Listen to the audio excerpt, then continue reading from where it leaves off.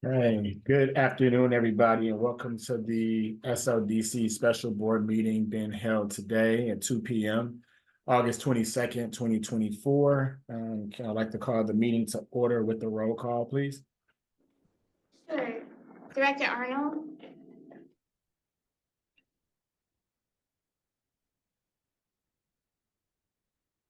Director Here, Arnold. I'm sorry, I was on mute. I'm sorry. Thank you, sir. Yeah, thank you. Director Anderson, Alderwoman Clark Hubbard, Director Gilbert, Here. Alderwoman Kara Spencer, Director McBride, Present. Director Sean Spencer, Present. Director Reed, Here. and Chair Richardson. Present. We do have a quorum, so we'll go ahead and get started. But before we get into the resolutions before the board today, to really talk specifically around these North City grant program, as well as a few other matters before the board that are pretty urgent. I wanted to address some of the concerns that have surfaced as we continue to implement the small business program to support nonprofits and small businesses in North St. Louis. It is our objective, and it always has been, to remove barriers for these businesses in our community, particularly in North St. Louis and in other underserved areas. And I recognize and realize that some of the decisions that we made and that were made by the overall administration of the program, such as revision to the program requirements, the scoring criteria, and the emphasis on priority corridors, again, as required through the ordinances, may have presented unintentional harm and challenges for some of the businesses that we ultimately aim to support. So I want to provide just some clarity there. SLDC is a subrecipient of the ARPA funds, which requires us to adhere to the ordinance established by the Board of Aldermen and signed into law. Additionally, we must follow all the guidelines by our oversight agency, which is the Community Development Administration, also known as CDA, to develop these programs that comply with Treasury guidelines and align with the intent of the legislation. Given that this is a first of its kind program, it was very critical and crucial for our staff to ensure that we were creating a program that aligned with the governing bodies and adjusted to the additional shifts. This alignment, again, is essential to protect SLDC from any potential legal and compliance issues and guarantee that the awarded funds meet all necessary qualifications, thereby preventing any clawbacks that could severely impact these businesses in the future. And this is not, again, to direct blame on any governing body or any party, but this is the reality of SLDC's position, as we are responsible for, again, administering these funds as the subrecipient. And that's why, as we are seeking approval from the board, recognize this is conditional approval until we complete thorough viability assessments and CBI clearances for each business. And while these assessments, again, may cause funding delays, they are an essential part of our due diligence process, ensuring that the funds are used effectively, sustainably, and aligned with the law that was outlined by the Board of Aldermen and also through the guidance of CDA. So as we continue to meet with businesses one-on-one, if we deem a business that has been conditionally awarded by the board is not viable, provides inaccurate information through their application, or unable to expend the funds prior to the ARPA deadline of September 30th, 2026, the conditional awards will be rescinded, funding will not be processed, and other qualified businesses will be considered based on their scoring. Again, this is another step in ensuring that we're being just and fair in our process. We understand that funding and the timing of this is critical, but we also must understand it's important for SLDC as the responsible party for these funds to do our due diligence throughout. I will say personally, over the last couple of months, I have spoken and visited with several businesses that have been through this program and who have been deeply committed to our city for years. And despite their best efforts, many of these businesses were still unsuccessful in securing grants due to the shifts, but also due to the limited amount of resources that we have at our disposal. But they recognizing they've invested significant time and resources into this program, even attending some of the mandatory workshops, one-on-ones, which were very valuable, but has also diverted their capacity from operating their businesses as well. So I believe we have a responsibility here at SLDC to address these issues head on, and to ensure that we are responsible for removing barriers for success. And we must maintain that commitment. Again, recognizing that we've only received a limited amount of funds, we cannot meet the overwhelming demand that have been requested. But I believe we're taking meaningful steps to provide additional support by having these one-on-one sessions, providing clarity of how we can provide access to other programming, other resources, other supportive services through the City of St. Louis and SLDC. But I also plan in September to bring before a resolution to the board to effectuate the reallocation of resources that have been attributed to administrative support and even earned ARPA interest, to ensure that every business that have applied that's qualified through the program, whether they have been successful through the competitive process or not, we want to ensure that the unsuccessful businesses get support as well. So in September, I will bring forth the resolution, again, requesting support and consideration for us to provide stabilization funds for those businesses who were unsuccessful through that competitive process. And this is not just about providing financial support, it's about recognizing and rewarding the dedication these businesses have shown in our city, particularly those in North City, where the challenges are most acute. So again, together, we can ensure that we're not just setting priorities, but supporting our small businesses in a way that honors their contributions and their commitment to St. Louis. So as we move forward to the resolutions today, I want to recognize Lorna Alexander for her hard work of meeting with these businesses one-on-one as it related to operational expansion, getting dollars deployed to businesses that have been deemed viable and also qualified, and then also to Lance Knuckles for beginning the process to engage with the businesses and helping them understanding the scoring process, how they were scored, and how decisions were made with the limited funds that we have. And they will present resolutions today that clearly outline our progress among these several programs that we are responsible for overseeing. But I would request, I know there's going to be questions from the board around these particular matters, that we can hold those until we have open agenda and give time for Lorna and Lance to present the resolutions today before us. And if there's other questions that need to be addressed, please feel free to reach out to me directly outside of this meeting if you deem necessary. So with that, I'll ask for Lorna to present the first resolution, number 24, SLDC 961, providing the supplemental resolution to resolution number 24, SLDC 943, that pertains to grants from the North St. Louis Small Business and Nonprofit Program to eligible businesses and nonprofits for business stabilization efforts. So Lorna, I'll pass it over to you.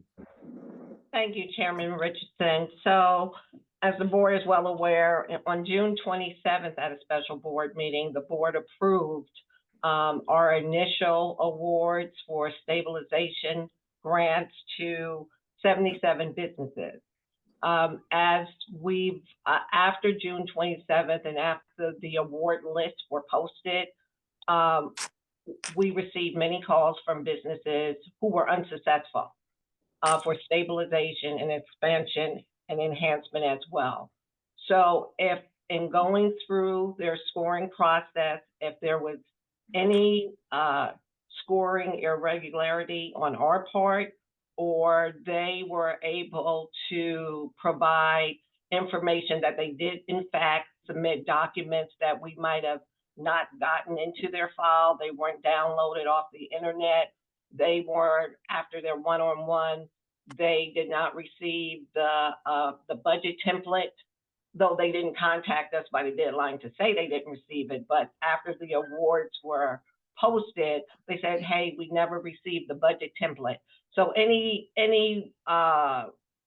situation that arose that we felt, hey, SLDC might have lacked in their part of the administration of this grant and being fair and equal and responsive to the businesses, we let those businesses know, hey, we're going to take your concern to a reconsideration committee.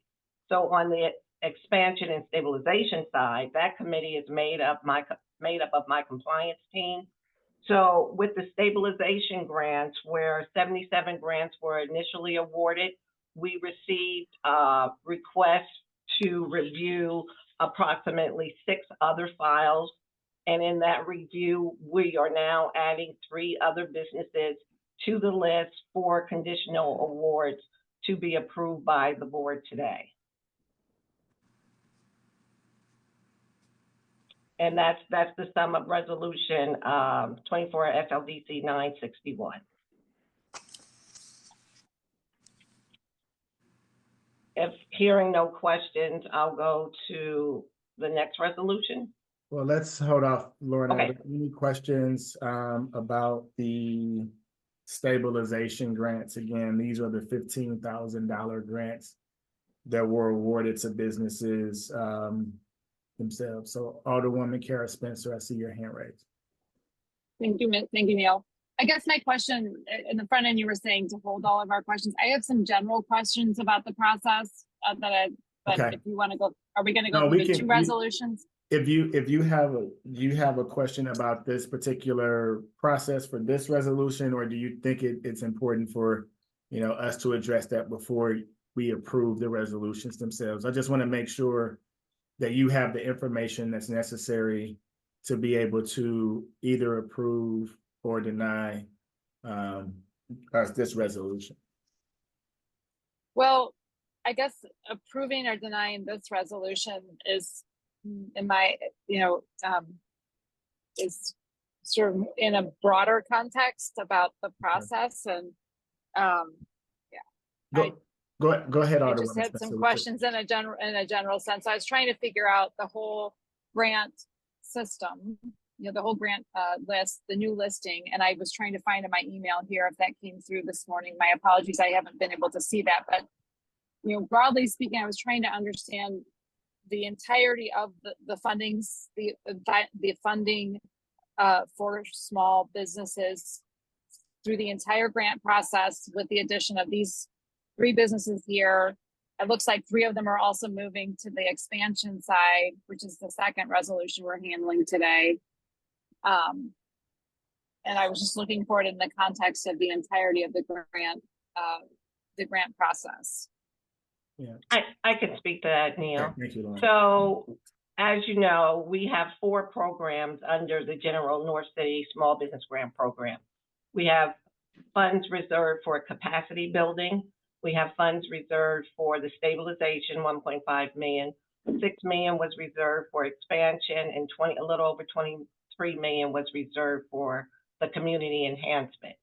Of what we're looking at right now, and it is a good question, so we awarded up to capacity on the expansion grants. We awarded $6,025,000 initially.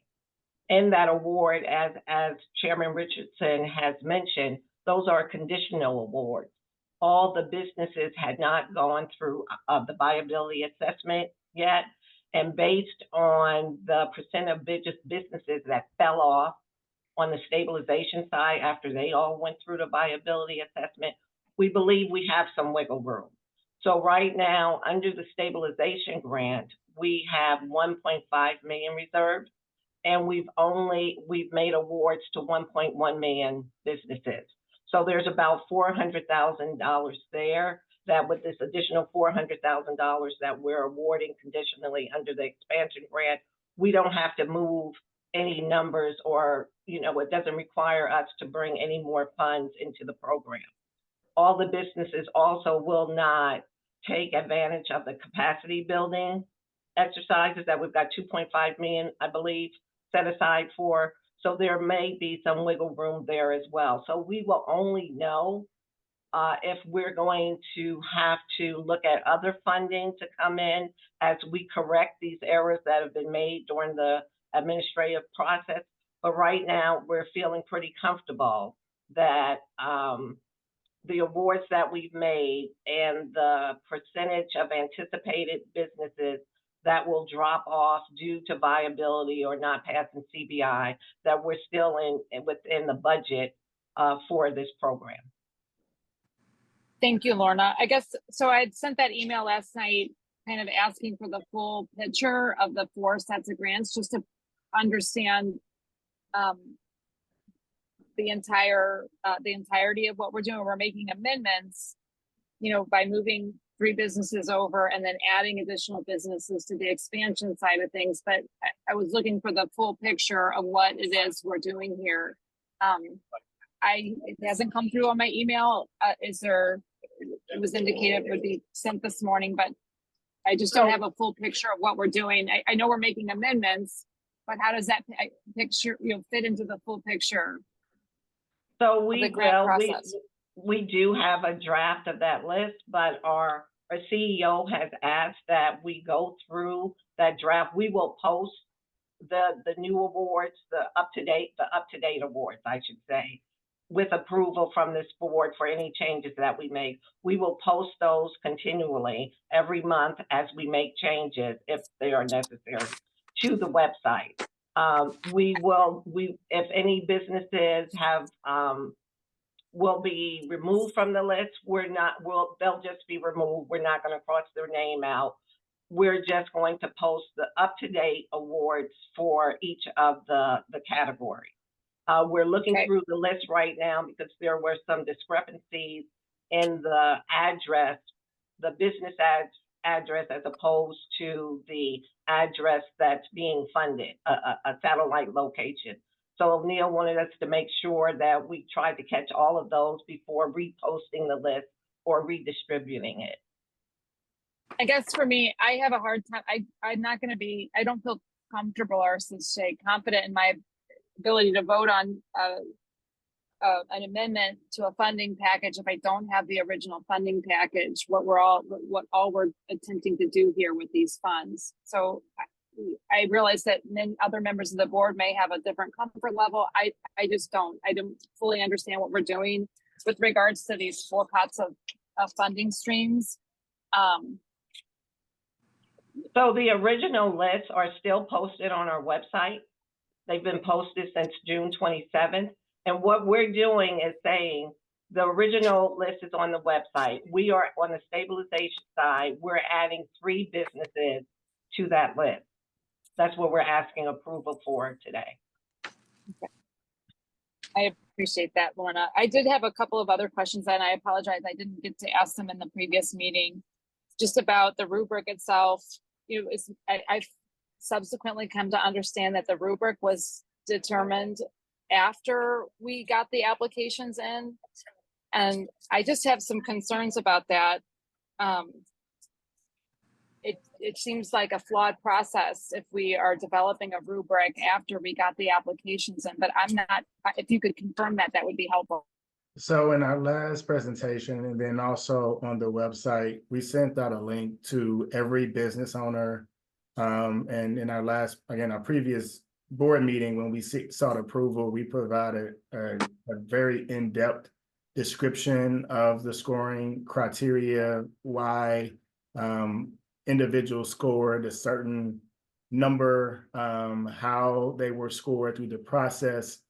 We were coordinating, again, leveraging the ordinance that was passed by the Board of Aldermen around the priority corridors and other priorities of the legislation and requirements there. And then also from direction from our Community Development Administration, again, oversight agency, provided us with a set of criteria for consideration, and we had to get their final approval before we can use that rubric for our program itself. And again, that's why I stated when we first came onto the call that SLDC is a subrecipient of these funds. We are not the sole determinant of how these scoring rubrics are created. We have to leverage, again, the legislation as well as direction from our oversight agency to be able to craft a scoring rubric that lives up to the spirit, but also meets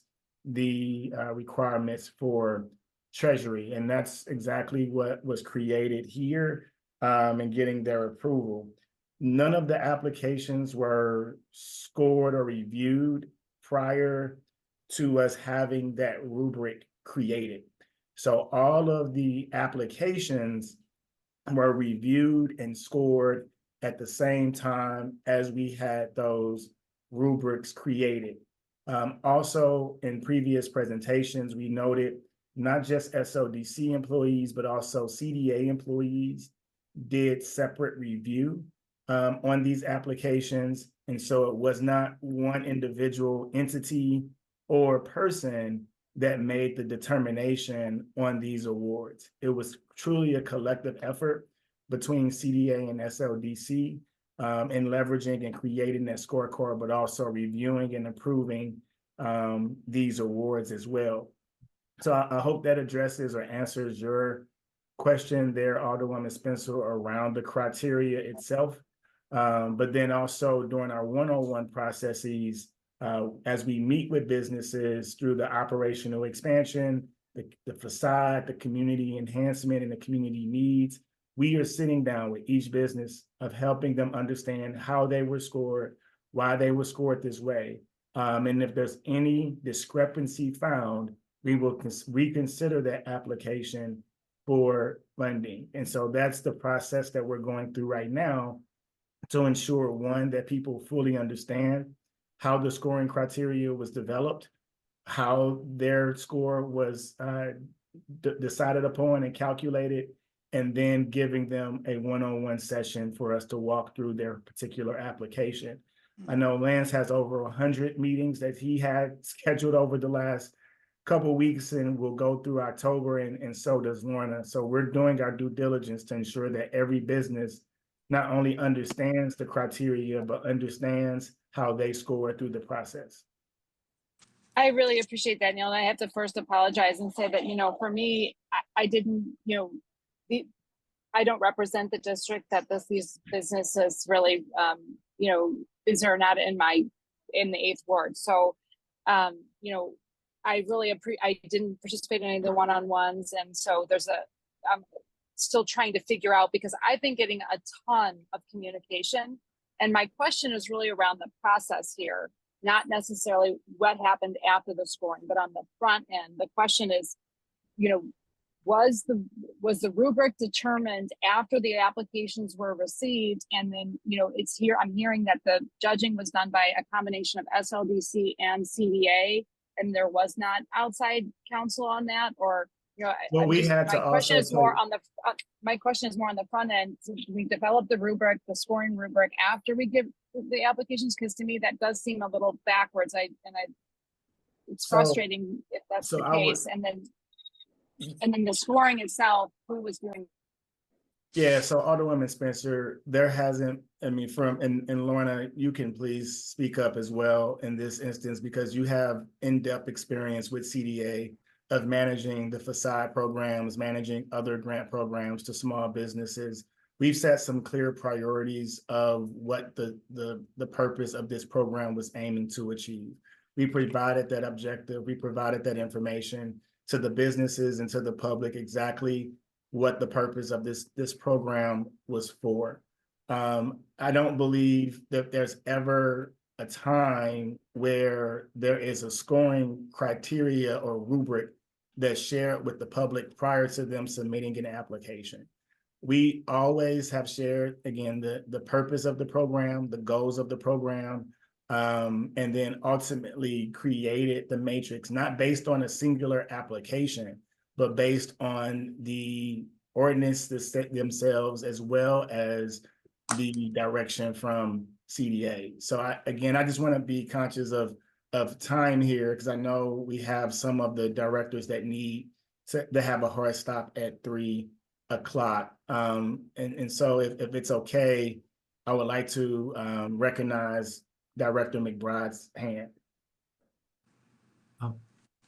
Thank you. Director I just want to clarify the number of new businesses we're talking about for this resolution. And I think on the attachment, it has 6. Are we talking about 6 or 3? It's Companies. Oh, I'm Go Go sorry. ahead, Go ahead, Lana. We reconsidered the applications of 6. 3 were removed from the list and 3 were added onto the list. So a net change of 0 as far as the funding allocation is concerned. Okay. Oh, I see. All right, thank you. Any other questions before we have to move on to the next resolution? I see Director Spencer, your hand. Thank you. You know, as a not-for-profit leader, I deal with CDA, CDBG funds and ARPA funds and have been for 15 years. In fact, Lorna was my auditor for many of those years. So I know how thorough she is. I know how complicated these programs are and how much work needs to go into them. And, you know, discussing this from other people, we have to take some risks, but we also want to make sure we manage the program and put ourselves in a position for success, because down the line, somebody's going to ask us all these questions. So I appreciate Alderwoman Spencer bringing this up. This is part of the due diligence that this board needs to have with our financial responsibility or fiscal responsibility. But I guess one of the questions, and I wasn't at the last meeting, but are these reimbursable grants? Or are they paid out and then we follow up with a fiscal audit or some type of review? Because I think that that's going to be really important to be able to see how successful the program was, and also if these businesses need additional support, additional financial support, whether it's connection with banks or other grants or other ways of helping them continue. Because it's a decent sized amount of money, but it's not that much money. So we've got to think a little bit, you know, think ahead. So that's my general comment and question. And I can respond to that. So on the stabilization grant of $15,000, part of the grant agreement is that the businesses have to propose their budgeted use of the grant fund. So in the agreement, it speaks of eligible costs and costs that are not eligible. They're the smaller grants. We will pick a few of them out randomly, go out to visit them to see if their $15,000 was spent according to grant regulations. As we got into the expansion grant, we had an expansion grant signing on August 12th. Prior to the signing, I presented through a slide presentation our whole process, the length of the timeline of when the process started and how we got to where we were. But also there, I talked a lot about eligible costs for the $25,000. So we submitted instructions for those costs and for the businesses to be prepared when they came to the grant signing. It's not a complicated budget. You know, you have salaries and benefits that you're paying. They're eligible under expansion, transportation if you're going to provide that, utility rent, just simple operational costs. But part of the grant agreement as well is they had to propose their budget to us. We reviewed those budgets. Then they had to give us an expenditure deadline. So if the first expenditure deadline is going to be January 31st, 6 months after August 1st, they have to report to us on February 15th on the amount of funds they expended with supported invoices so that we could review them to see that they were expended on eligible costs. For the bigger grants, the timeline will go further down through 2026 if their proposed budgets has those dates on it. So we are monitoring the expenditure of these funds to ensure that they're on eligible grant costs. Thank you. Yeah, and Sean, one of the things I wanted to also just continuously communicate is that without a viability assessment being conducted, without a CBI clearance being passed, we will not process any funding to businesses. So we have to verify the information that was submitted in their application is accurate before we fund any programs. The reason why we are going through this process on the front end is to ensure that the businesses that have been verified, the businesses that have passed CBI clearance can get funded. If we waited until we conducted, almost 400 viability assessments for $1 to go out the door, that will create, it will be at this through the end of the year before anybody gets funded. And so we want to ensure that, we have a scoring process. We went through that process. We've awarded funding to some businesses. It's then conditionally approved by the board until we are able to verify that information. And then once we're able to verify that information, we enter into a grant agreement, and then that's when funds will begin to be processed accordingly. And then we have a follow-up to do on some of those larger enhancement and expansion projects. So we have a clear process to make sure that SLDC, again, is covered from an auditing perspective, but then also ensuring that the eligible costs are appropriate, so there's no clawback from those businesses that will create any further detrimental impact. And to speak to your last item, as I stated in my opening remarks, I personally went to visit every business that has voiced their concern and had a conversation with them, went and seen their projects. And if, again, they were not successful through this program, having some way to provide some stabilization funds would be great, as well as helping them understand about other programs that we have coming down the pipe, such as the Scale Up STL with the St. Louis Community Credit Union, such as the new facade program that CDA has as well. And so again, this is just the beginning. I also, again, want to commend and recognize Alderwoman Clark Hubbard of her staying connected with these businesses, because she does represent a ward that this program was funding in these areas. And so we've been in constant communication around how we can continuously support not just businesses through this program, but small businesses in our underserved areas across the city of St. Louis. So that's our objective, and we will continue working towards that mission. So with that, I would like to entertain a motion to approve resolution number 24 SLDC 961. So move, Gilbert. Second, McBride. With a motion and a second, can I have a roll call vote? Sure. Director Arnold, Aye. Alderwoman Clark Hubbard, Aye. Director Gilbert, Aye. Alderwoman Kara Spencer, Present. Director McBride, Aye. Director Sean Spencer, Aye. Director Reed, Aye. and Chair Richardson. Aye. With the majority present voting aye, the motion passes to approve resolution number 24 SLDC 961. The next item on the agenda is resolution number 24 SLDC 962. I'll pass it back over to you, Lorna, for the presentation. Thank you.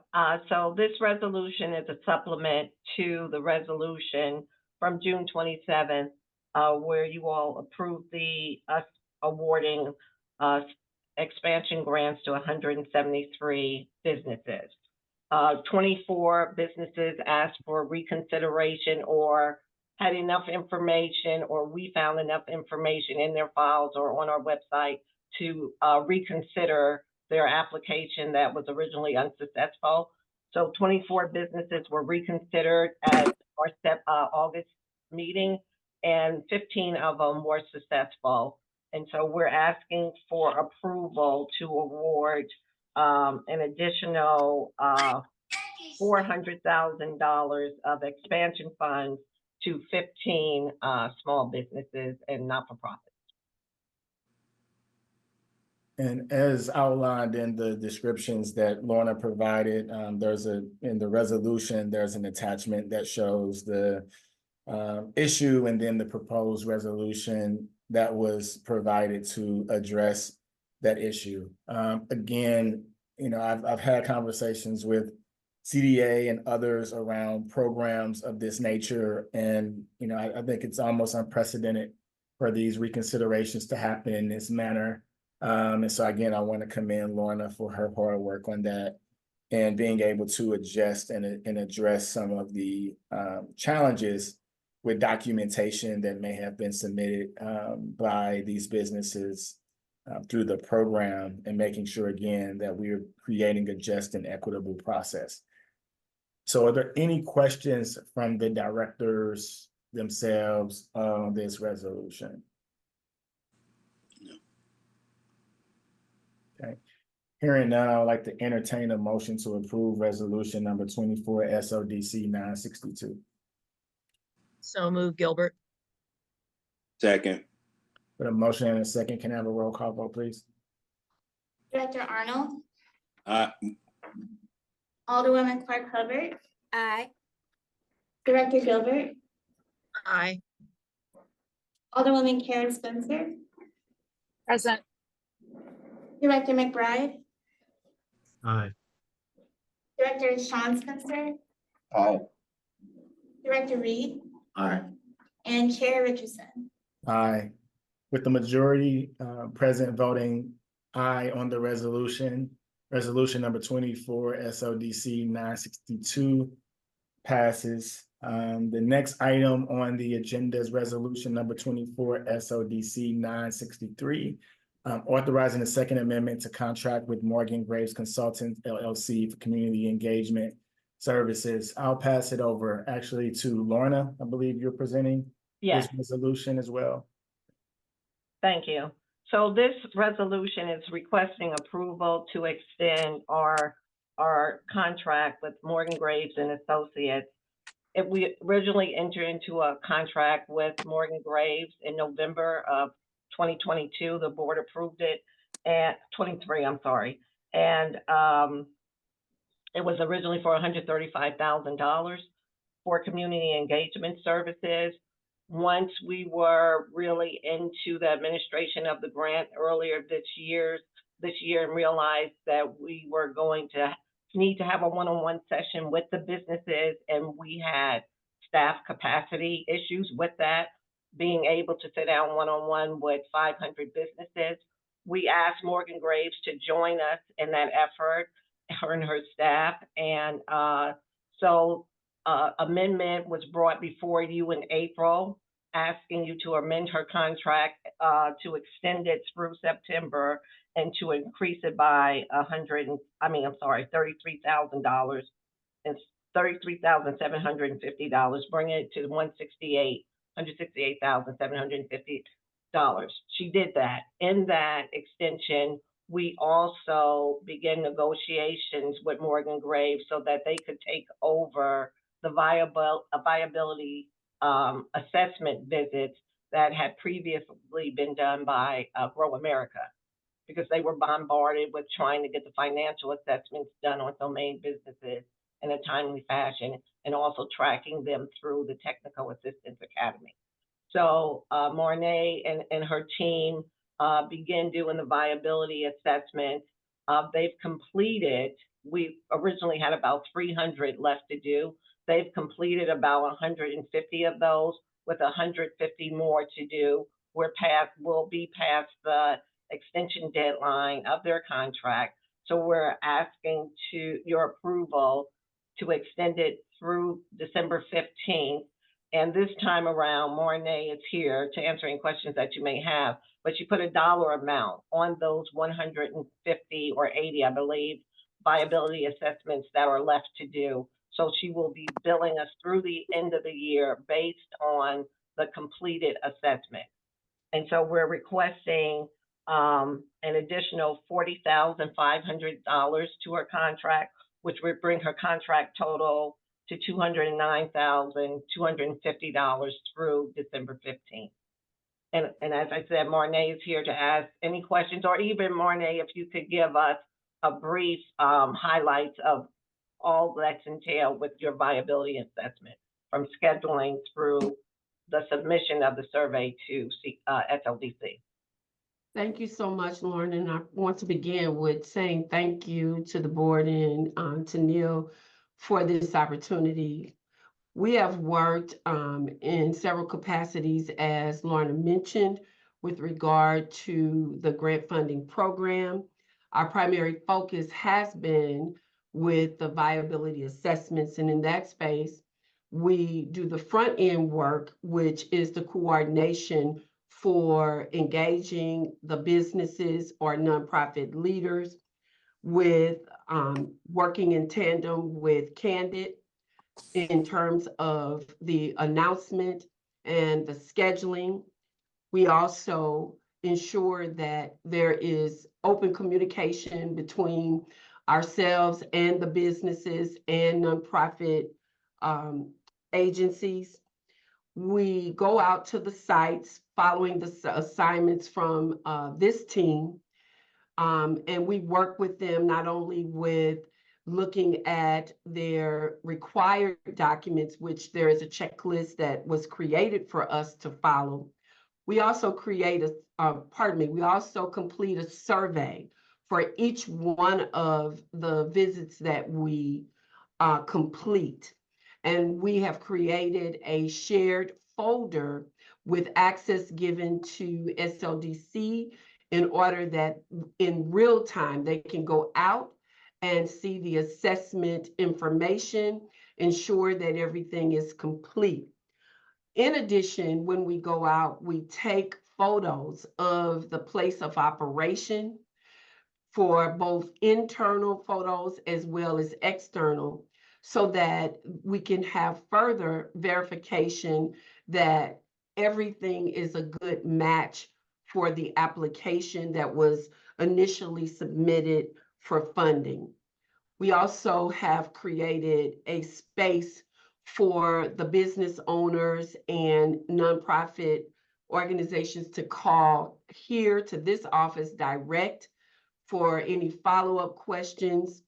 And then finally, to ensure that they have appropriate time to plan for the site visit, we call them in advance, ensure that they did receive the checklist, and if there are any special instructions as our team prepares to go to their individual sites for that assessment.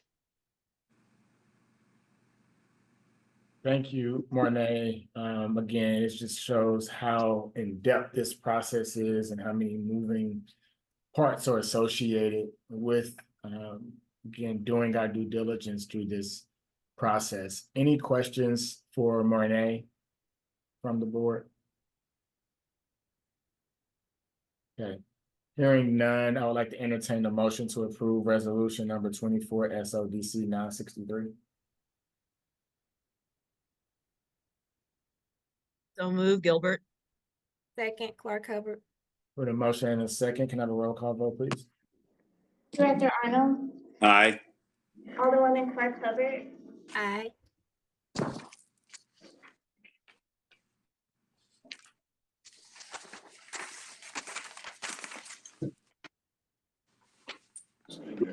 Director Gilbert, Aye. Alderwoman Kara Spencer, Aye. Director McBride, Aye. Director Sean Spencer, Aye. Director Reed, Aye. and Chair Richardson. Aye. With all President voting aye, the motion to approve resolution number 24 SLDC 963 is approved. So I'll move forward to resolution number 24 SLDC 964. I'll pass it over to Lance Knuckles. Good afternoon, Board of Directors. It's always an honor and a privilege to bring opportunities to you for consideration. Before you today, I have resolution number 24 SLDC 964 to authorize SLDC to engage and execute a contract with FinLocker not to exceed $20,500 to white label a technology-based financial services tool that provides financial preparation and capacity building for residents seeking home ownership. So the resolution before you is moving into a partnership with FinLocker, which is a St. Louis-based company.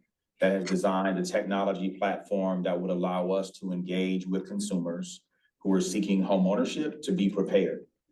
As you all know, we have launched the Home STL Home Buyer Assistance Program, where we have 9 approved lenders within that program and a pipeline of roughly 740,000 residents or dollars of funds being set aside for residents who are seeking to purchase homes here in the city of St. Louis. And so our ability to continually think about how we support families in homeownership. This partnership with FinLocker would allow us to help residents who are not yet prepared to get prepared and have a technology tool to allow them to stay in close contact with the credit counselor, to look at rebuilding their budget, and then understanding all the requirements and rigor that is required for a consumer to move into homeownership. And so we're really excited about this opportunity to bring this white label tool. And in that, this resource would pay for a 1-year annual subscription for 1,000 residents that we would work across our partners across the city, engaging our Office of Financial Empowerment and other nonprofit partners who are providing financial services to residents to have access to a series of lockers for those residents to be on a financial journey to prepare themselves for home ownership. And subsequently, if this process works as well as we hope it will, we will see ourselves with better prepared residents to move into using the Home STL product to move into home ownership. And so I'll yield the floor to any questions, but that the resolution before you is to engage in the production of a white label technology app that would allow us to work directly with consumers who are seeking to get prepared for home ownership here in the city of St. Louis. I'll recognize Director McBride. Thank you. Will this utilization of the financial locker be a contingency upon which the homeowners who wish to take advantage of the $50,000 program, they have to participate in it, or is it just something that's going to be available to them? So that's a great question, Director McBride. This app is not a condition of any homeowner working with Home STL currently. We are looking to, because any homeowner working with Home STL now has already become credit worthy and is moving forward in their homeownership journey. This is about working in partnership with other nonprofits to get more of our residents prepared for that journey and to be able to tap into the Home STL program. But those Home STL participants, if they choose to engage, they also have the opportunity to opt in into using this platform as well. Thank you. Any other questions from the Director Spencer? Mr. Nichols, or Knuckles, Lance, can you give us some background on some success stories that FinLocker has had since they've been in existence? I noticed they're a local technology company. You know, it'd be nice to be able to see what this app could do, and maybe there's a link to a YouTube video or something. But if you could give us some background on some of the success stories that they might have shared with you before you brought this to our attention. Yes, sir, Director Spencer. I can also forward you all as a follow-up document a brief PowerPoint presentation that does outline some of the functionality. But I do want to just offer this, that the platform is able to be customized for the types of activities that we see and desire for residents in the city of St. Louis to operate in. I will say FinLocker is a startup company. They've been in business since 2018. The CEO of the organization actually was recruited from Fannie Mae, where Fannie Mae has been a predominant institution looking at credit and providing access to consumer credit for residents in home ownership. And so they have been onboarding. We are the first municipality that they're seeking to partner with. And so we're excited about learning in this opportunity, which is why this agreement is only for a 1-year span of time for us to really look at building out a piece of technology, understanding a finite group of residents that we know can really benefit from this, and to be able to move forward. So I won't try to answer specifically to their success. I will just forward that document to this body to have. whereas I do not want to overspeak because I don't have that document in front of me at this moment in time. But we are excited about the track record that the leadership has had in working in this fintech space and also providing access to greater homeownership for families at or below 80% AMI. So would this be this is like a 1 year, if somebody signs up, they've got a year based on the time that they signed up to 1,000 people? Is that? Yes, that is correct. I'll look forward to learning more. Yeah, and so the other part of the agreement is as based upon how we might move forward, we would have a 60-day exit strategy. We feel the app is not working our direction, but the opportunity to white label. So I will speak to what white labeling is. White labeling is taking a technology app and then branding it to be specific for the work that we see as important for the city of St. Louis and or SLDC, where we could give it its name to be related to any type of work or product that we see it should be connected to. And that would allow us to be able to market and promote that in the broader context, and then to be able to offer access for folks with a paying subscription to this platform. This is SLDC looking to pilot this and cover that expense for the app platform for 1,000 residents in the city, for us to use this time as a pilot program to really dive into the usership and the ability of this tool to help families get prepared for homeownership. As we know, that is one of the strategic goals of our organization and the city, is to increase access to wealth building. And we all know homeownership is one of those pathways to be successful in doing just that. Thank you. Yes, sir. Any other questions from the board? Okay. Hearing none, I'd like to entertain a motion to approve resolution number 24 SLDC 964. So move Gilbert. Second, Arnold. Oh, I think Alderwoman Clark Hubbard beat you, Director Arnold. Sorry about that. Okay. So I'm getting it done. Okay, Right. motion. Right. Yeah, second. I'm getting you, Hubbard. Roll call vote, please. Director Arnold? Director Arnold? Aye, I'm sorry, aye. Alderwoman Clark Hubbard? Aye. Director Gilbert? Aye. Alderwoman Harris Spencer? Director McBride? Okay. Director Sean Spencer? Aye. Director Reed? Aye. And Chair Richardson? Aye. With all present voting aye, resolution number 24 SODC 964 is approved. I know Director Spencer and a few others may have a hard stop. But if there are any other comments on open agenda, I didn't have anything for today other than recognizing our next scheduled board meeting is on September 19th, 2024 at 8 a.m. and will be held via Zoom. But then also I appreciate that we have some directors that actually come in person and spend some time with our staff. So thank you all again for today. Were there any other last remarks before we adjourn?